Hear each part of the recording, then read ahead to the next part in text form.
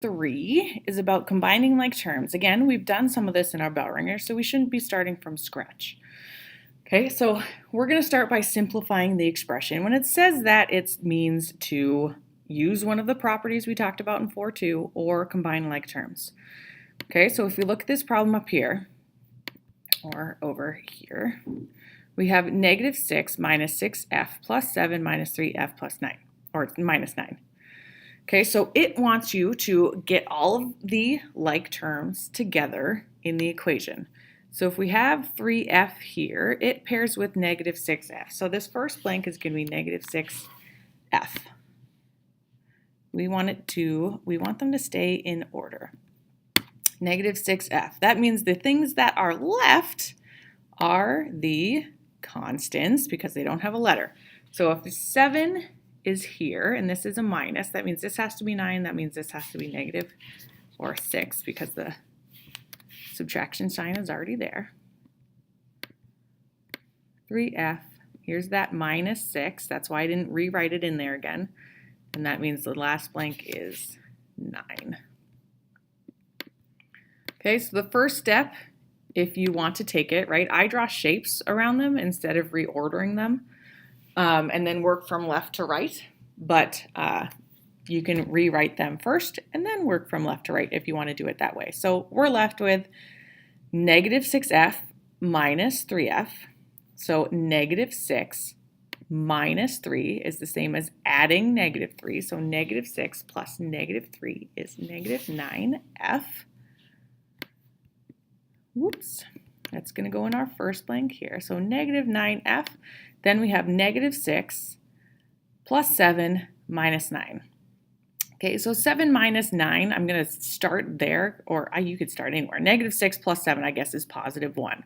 Then you have 1 minus 9, which is negative 8. The negative is already down there, so I'm not going to put it again. It means that our blank is 8.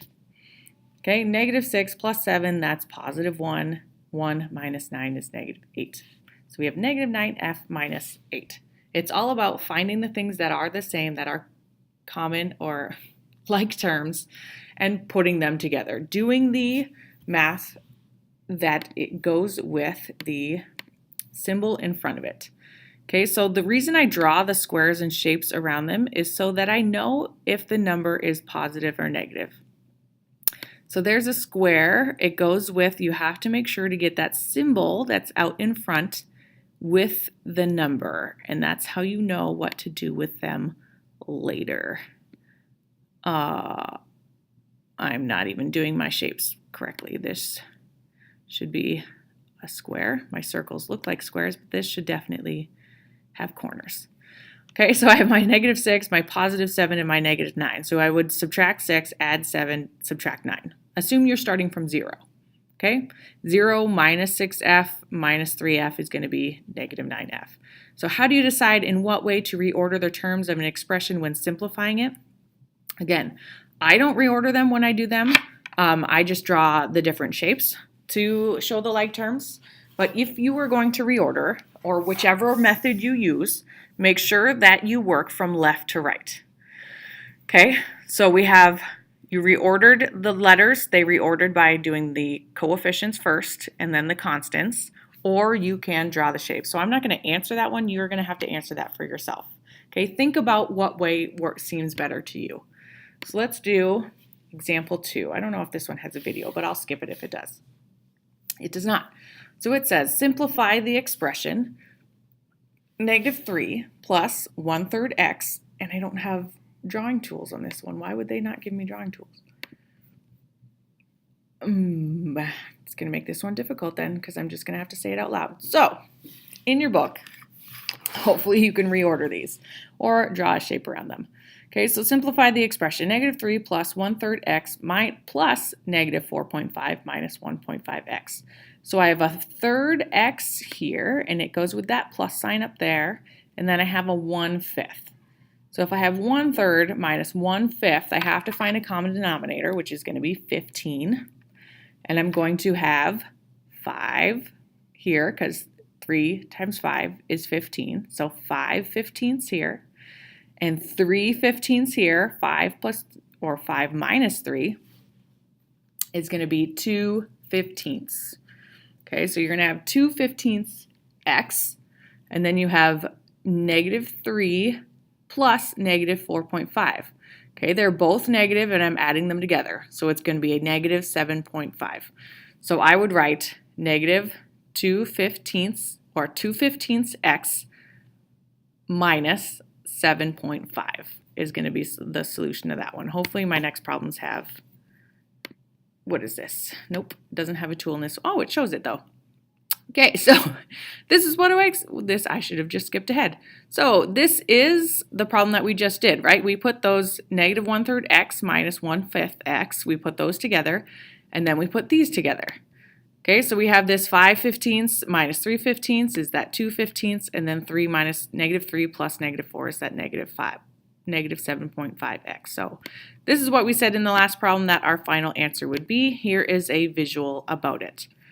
Okay, so figuring out putting those x's together, that it's a subtraction because of this symbol goes with the 1,5x.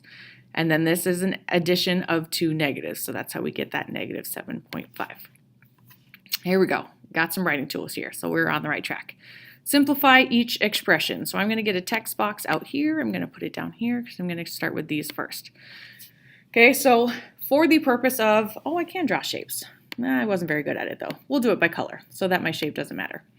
So we have an M here, we have an M here, and we have an M here.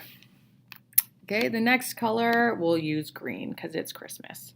So the next one we're going to do, we have no letter here, and we have no letter here. Okay, so I would start with my M's. Oh, I don't need this one. I already had one. I'm going to start with my M. So I have 59.95 M, and I'm going to add 7.95 M, and then I'm going to add 9.49, and that's going to give me 7.39 M. And it's positive, so I don't need a symbol out here because invisible math, there's no symbol that's positive. Then I have -30 plus 45. So I know that that's going to be positive 15. Okay, I can't add 15 to 77.39 M because it doesn't have an M. So that's that one simplified. This one over here, why do I keep doing that? Okay, I need my writing utensil. So here's a P, here's a P, and here's a P, and here's the constant. Okay, so my next line, I'm going to start from left to right. So I'm going to have -0.5 P plus 1/2, so plus 0.5. Gets us to 0, and then we have adding 2/3 P. So 2/3 P, and then there is only one green one, so I'm going to subtract 2.75. Okay, I put all the P's together. These ones cancel out because it's a half and a half, and then so you're just left with this one. So that's the simplified of that one. Okay, quickly go to number 3, see if it can give us anything different, but I think you get it. So if we're going to simplify this one, again, I don't have my tools, so I'm just going to have to use my cursor. So I have an A here, and we have an A back here. So 4 minus 3 is 1, so I would have A. I have a B here and a B here. -5 plus 2 is -3, so I have A minus 3B, and then this is the only 6, so -6. A minus 3B minus 6 is the solution to that one. Here we go. 1A minus 3B minus 6. 4A, 3A. See, they color code them. You can do that too. And then they rewrite them, I suppose. So A minus 3B minus 6. Let's try this last one here. I have my tools. So simplify the expression. It wants all of the G's together. So if -10G is here, we need a 5G. That's going to go in our first box here. Then it has the K. There's only one K, which is why it's by itself. And then we have the last blank here, the -3.7 needs to go in that blank. And then we put them together. So 5 minus 10G is negative 5g. Then we have plus 4k, it's the only k, so it can stand alone. And then we have negative 3.7 plus 11.1, which is a positive 7.4. The positive sign is already down there. I can see plus 7.4. So the simplified expression is all of those things. Negative 5g plus 4k plus 7.4. Okay, hopefully with algebra, this is going to be the one that comes easiest for everybody, and we can be successful. Good luck.